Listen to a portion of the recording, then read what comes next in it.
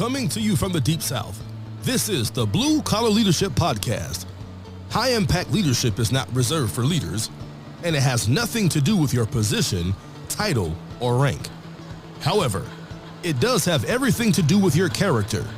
It's time to climb to the next level and beyond, personally and professionally. Now, let's start making it happen with your host, Mac Story. All right. Thank you for stopping by the Blue Collar Leadership Podcast today. So today I'm going to talk to you about, I had a friend of mine call me up. I'm not going to call him out here, but he called me up and he'll know who he is if he's listening. And he listens at some point to all my podcasts, I think. So he may get a hold of this one, but he called me up. He had his 27-year-old daughter on speakerphone with him. And she was kind of struggling with her job, and he just wanted her to talk to me for a little bit. I had never spoken with her before. She's a pretty amazing young lady, and my friend's pretty amazing father to be talking to her about leadership development and personal growth. And he actually told me she'd been interested since she was 14. So she's out here in the real world now at 27, and she was kind of struggling at the moment. And she was feeling used by her employer, which happens a lot. And if I remember right, I think she was maybe in a management position at some level, and she was basically having to work a lot of hours. She's doing a lot of the work. She's doing more than maybe she expects that she should be having to do, and they're not supporting her pay wise. So she feels like she's not getting paid enough. All this kind of stuff, and she's frustrated because she works hard. She works a lot of long hours, and she's stepping up to the plate. But her leaders, she feels, are not stepping up to the plate. And it's happened to her before. And as I told her, it's probably going to happen to her again. That's what people do. They like to use and abuse people. Not everybody likes to use and abuse people. But most organizations, that's what they do with people. They do it with the people on the front lines. They do it with the upper level leaders. But I want to share with you some of the things I talked to her about, because it was really cool. By the time we got done talking, she said, I feel so much better. We only talked maybe for an hour or so, maybe even less than that. But she said, I feel so much better. She said, this talk has helped me connect the dots. And that's what she needed. She needed to connect some dots. So I shared a lot of leadership with her. But the cool part was, I said, so you feel a whole lot better about everything? She said, oh, yeah, I feel a lot better about everything. I said, you realize that nothing has changed except you. Because all we did was talk. She had all these problems when we started talking, and they were still there, but she felt completely different. So I want to share some of the top things that I shared with her. And I told her, I said, you need to go back and listen to my series on blue collar leadership, leading from the front lines. It doesn't matter what position she is at. It doesn't matter. The advice that I gave her doesn't matter what position she's at. That's why I don't really remember, because I wasn't worried about what position she was in, because it didn't matter. She just needed to learn some principles and apply them for the rest of her life. And she understood that after we talked. She was bought in. She was hungry for it. But the only thing that changed was her level of awareness to what was really going on, to her level of taking responsibility for what was really going on. Because, see, one of the things I told her up front was, if you got a bad boss and all that, don't go in and blame them, because they're not responsible for you coming to work every day. You're responsible for you coming to work every day. You go to that job every day. You don't have to, but if you feel like you have to, it's because you don't have options. Because you haven't done the work on yourself to create options. One of those options is to fire the boss. Go work somewhere else. Or you may think, like she did, this happens to me everywhere I go. Because it does. It happens to a lot of people everywhere they go. So I told her, I said, what you got to do is you got to go to work every day. Whatever these people are paying you. Yes, they may be overworking you. Yes, they may be abusing you in a certain kind of way, that they're taking advantage of you. That's a better word, maybe. That they're taking advantage of her willingness and ability to get the job done, and they're not rewarding her for it. That happens to a lot of people. It may be happening to you, but I told her you gotta reframe it. If you can frame it the way you told me about, you can frame it the way I'm about to tell you about it, because I can reframe it too. I said, this is what you got to do. I said, you got to understand a couple of things. You get paid every day for your experience. Everybody listening to this podcast, this applies to you too. Doesn't matter who you are, where you are, what you do, how long you've been doing it. Doesn't make any difference. You get paid for your experience every day. Every day you take it home with you. Every day you bring it back and sell it again. You have the option to go sell it to someone else. And a lot of times someone else would pay you more for it. I know from experience. I had 14 years of experience with a company. Didn't feel like they were paying me what I was worth, by no means. Validated it for myself. Went across town and nearly doubled my pay. And I didn't know nothing about the new company. I knew nearly everything about the old company. It's amazing how people just will take advantage of you, isn't it? It's one reason people job hop. And a lot of leaders wonder, why do people job hop so much? Well, it's because the people where they work don't take care of them. They don't appreciate them until they're gone. And then they got to pay somebody else more to come work there when they had somebody already working there who knew a lot about it. But anyway, so what I was telling her, first of all, don't get angry because you go to work every day, because you choose to go to work every day. Even if it's a bad boss, even if it's a bad situation. If you walk in every day, that's your choice. You don't have to. But when you go in there, walk in every day and say, I cannot imagine, I can't believe that these people are training me, or paying me, are paying me what they're paying me to train myself for whatever's next. And I help to understand, when you go in there, yes, you may be carrying more load than you should. Yes, they may not be paying you extra to do it. But you keep raising your hand and you keep getting experience. Because when you raise your hand and you volunteer for projects and for jobs and you're over delivering, you're getting results, whatever it is you're doing, every time you raise your hand, you get some new experience. If you go learn this new process, or you learn how to do something new and you get results, you're developing yourself for whatever's next. You're creating options in the future. So don't worry about if they're not paying you now. You're going to make sure you get paid later. That's up to you. And that helped change her mind. It changed her mindset about, she saw the job different. I told her, you got to go in and do the work. Every day you got to do the work. Whatever the work is, you got to do that.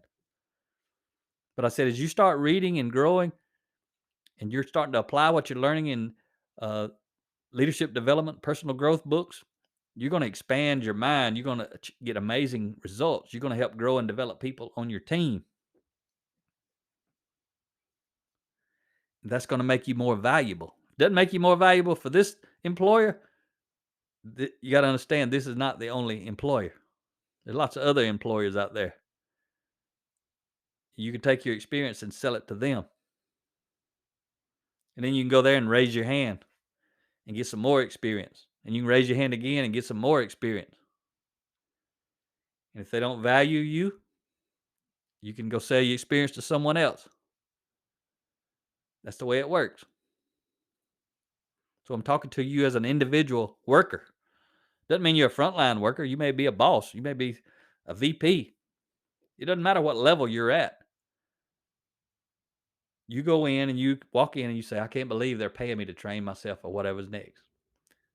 See, then when that happens, you quit playing the bad boss's game. They still playing the game, but you ain't playing anymore. You playing your own game. Instead of the boss using you for their benefit, you can use the bad boss for your benefit. But you don't have a same level of character, poor character, as the bad boss. Because why you're, the bad boss is going for win-lose. They want to win, they want you to lose, but you're going for win-win. You're at a higher level of thinking and understanding. You're going to do an outstanding job for that poor boss. So he's going to win, but you're going to do an outstanding job for yourself. So you're going to win. Your team's going to win. While you're there, everybody sees you're winning. They know who's causing things to get better. As you grow and develop, you start coaching and mentoring and teaching those people around you 360 degrees from wherever you're at. The kind of leadership I talk about, it helps you lead, or influence is the other word, in 360 degrees. And that's why I was telling this young lady, leadership's influence. Your life is going to be better when you have more influence, not less. And she said, that makes a lot of sense. I said, it does. And hardly anybody goes out and studies books to help them learn how to increase their influence. You can learn how to do it just like you can learn how to do anything else through books. You pick a book on a certain topic, you go read the book, learn how to do this stuff. You got to go apply it. That's where you really learn. You can read a book on how to fly a plane, but you ain't going to learn how to fly a plane until you start flying a plane. You can read a leadership book, but you ain't going to really learn how to lead until you start leading people based on the principles you learn from the book. So that young lady had a complete different mindset just after a short conversation. So I just wanted to share that with you about the science project.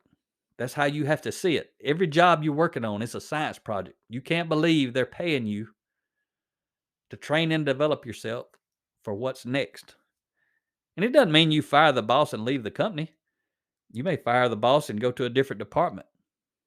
You may bypass the boss. You may become your boss's boss at some point. Or you may get into a completely different department. You may be in accounting and you move to engineering as you grow and develop. Or you may be in customer service and you go to sales, or you may be working on the front line and you go to sales. There's all different directions you can go. You don't have to leave a company to fire the boss. You can fire the boss and stay in the company. But it's up to you. And that's the number one thing that I helped that young lady understand was everything's up to her. As soon as she understands everything's up to her, she ain't playing somebody else's game anymore. She's head coach of her own game. She gets to decide what's going to happen. She gets to decide where she's going to go, when she's going to go, and who she's going to go with, and who's going to go with her. That was another important thing I told her. Because if she's got team members, she starts getting results by helping them get results. And I'm talking about developing them with the stuff she's starting to develop herself with, leadership development material and personal growth type stuff. She builds trust with them. She trusts them. They trust her. She respects them. They respect her. When she leaves, guess who wants to go with her? They do. And they deserve to go with her. They don't deserve to stay with a bad boss. And I want to say this to you. If you value the stuff I'm talking about and you ever leave a company, it's your responsibility to take those people with you if they want to go. Don't feel bad about leaving them with a bad boss or taking them from a bad boss. Let me tell you this. The bad boss does not deserve to have good people. So if you've helped grow and develop some people, you can give them some new options. They deserve some better options. If the boss is good enough, you can't take those people. If the boss is bad enough, he can't keep those people. You can't take people from a good boss. They won't leave. But it's a responsibility of high impact people. If you got an opportunity to take people, when you move from one company to the next, if somebody wants to follow you, you need to take them with you. Some people say, well, I don't think that's doing the last company right. If you were at a company that uses and abuses people, if you're the leader and people want to follow you, and that's why they were even at the other company, because of who you are, when you leave, they deserve to go with you if you got some space for them in your new place. If not, you just keep helping them. They may come with you later on. But if I leave a company, I'm responsible to those people who are on my team. If they want to come with me, they can come. And if I'm the leader and you're on my team and you leave and you take some of my people, all that is a big red light that says I need to get better. I'm not the leader. I can't keep my people. That's what high impact leaders do. I would tell everybody on my team, if you can take any of our team when you leave, they deserve to go with you. If you leave and want to take them and they don't want to go with you, they deserve to stay right here with me. Because then what you're doing is you're trying to see who can be the best leader, high impact leader based on character. I wouldn't make anybody, if I had a company, people were working, I would make no one would sign a non-compete. Meaning, when you leave here, you go do what you want to do. If you can take people, you take people. If you can take customers and clients, you take them. Because if I ain't good enough to keep them, I don't deserve them. You do. But I'm going to tell you what, I'm going to be getting after it. I ain't going to be a leader sitting at the top resting on my laurels. I'm going to be getting after it. I'm going to be growing and developing people. I'm going to be building relationships with the people in my company, the folks, our clients, our partners, our suppliers. I'm going to be getting after it. So if you ain't getting after it, you ain't got a chance to start with. And I'm going to know that when I say you don't have to sign a non-compete. And if you're good enough to take my customers and my team members, all that is a flashing red light that says I got some issues I need to work on. I need to get better. And I want to get better.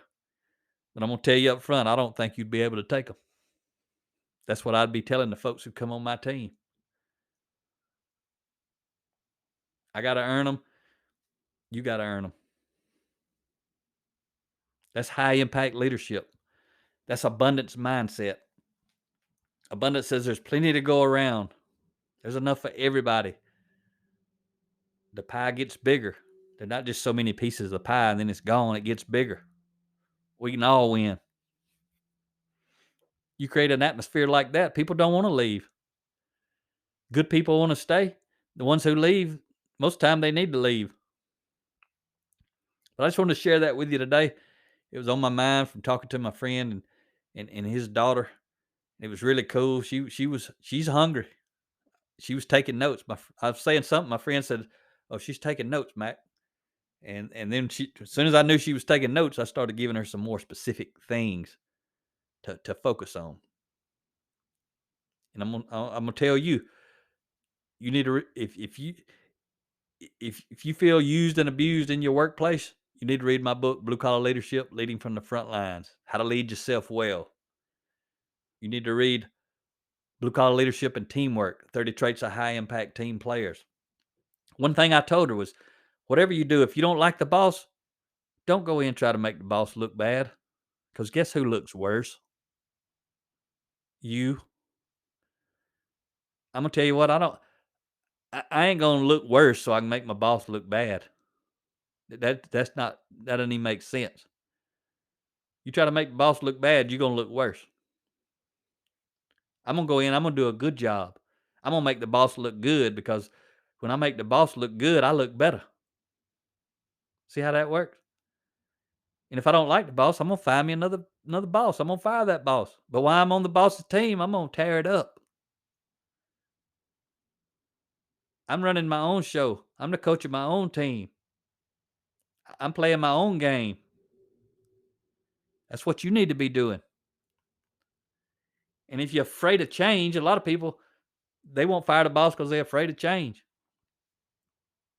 So instead of shining, they just stick around and keep whining. I got a book for you. Change Happens: Leading Yourself and Others Through Change. That book is a great book for leaders to use to develop their people relative to embracing, leveraging, championing change at work, because things are constantly changing at work. But that book's also full of principles for people who maybe need to change their job address, or maybe they just need to change their job within the company they're already in, or maybe they do need to change an address. Maybe they need to change the boss. Maybe they need to change careers altogether, or maybe they need some changes in their personal life. So those those are some resources for you right there. If this podcast appealed to you in any way. Number one thing is don't make the boss look bad because you look worse. Make them look good because you look better. You're playing your own game. You ain't playing their game. Your game is win-win, though. I win, you win. Most bosses, they win, you lose. You ain't playing that game. You playing I win, you win. I win, you the boss wins. I win, you the team wins. You play that game, anyone watching has a lot of respect for you. They're going to talk highly about you to anybody, anywhere, anytime. You start having a bad attitude because of the boss, you look bad.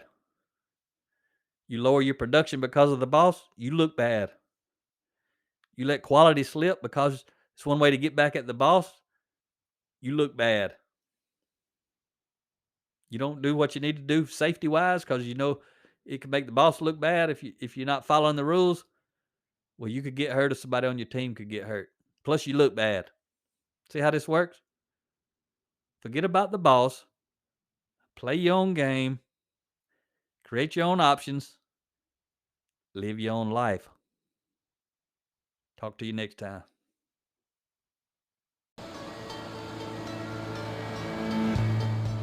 Make it happen or someone else will. It might as well be you. Are you serious about taking your career and your life to the next level and beyond? Check out Mac Story's Blue Collar Leadership series books and others, now available on audio, along with paperback and ebooks at Amazon, iTunes, and Audible.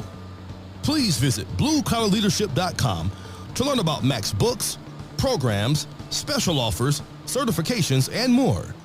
Thank you for listening to the Blue Collar Leadership Podcast.